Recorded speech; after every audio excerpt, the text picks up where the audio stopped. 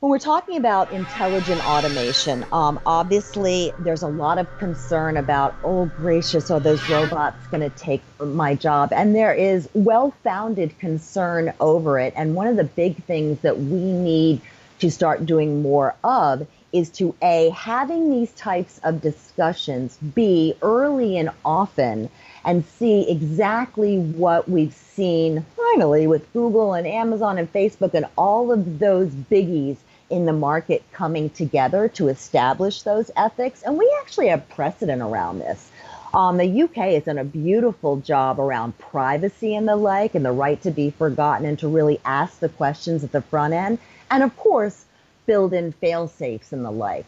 But we really need to be having these discussions and also explaining better just how automation will likely play out. Now, in most cases, automation is going to take over tasks, not entire jobs. For example, I'll be the first one to admit, I do not do long division. I use my app on my iPhone, and I do not feel inferior to it at all because it's better at doing that than where I'm placed on different opportunities and strategies. So mainly we're looking at tasks, but there are absolutely some areas and some industries that will be hugely affected by automation.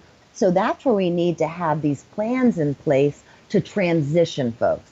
One thing we have found is that every time automation has occurred, it has upped and increased our standards of living. I mean, if you think about the agricultural revolution or the industrial revolution, what's different now is the compressed cycle of change. It's happening so fast. Also, you have reports, David, all over the board between 40% of job loss down to 10% of job loss. So we really don't know yet, but that's why it's important to A, be having these discussions, B, have these industry groups getting together, and see both companies as well as governments, quite frankly, looking to automation and how we're going to grow our professionals into better, bigger paying jobs. If you've ever read any of Pedro Domingo's work, especially in the Master Algorithm, it came out in the last 8 months, great book. He really talks about automation in the way of one day, maybe we won't talk about the fear of unemployment rates, but we'll actually look back and gasp at the fact that there's such a high, quote unquote, employment rate.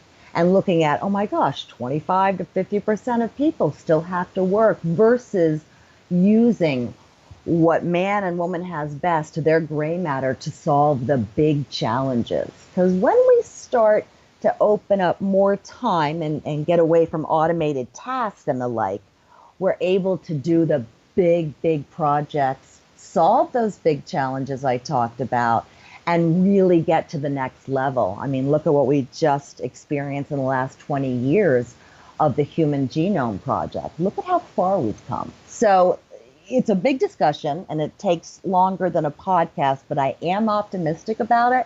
A lot of things have to happen, but one thing that really needs to happen is more education and preparation around it. But yeah, I would definitely be in the optimist column.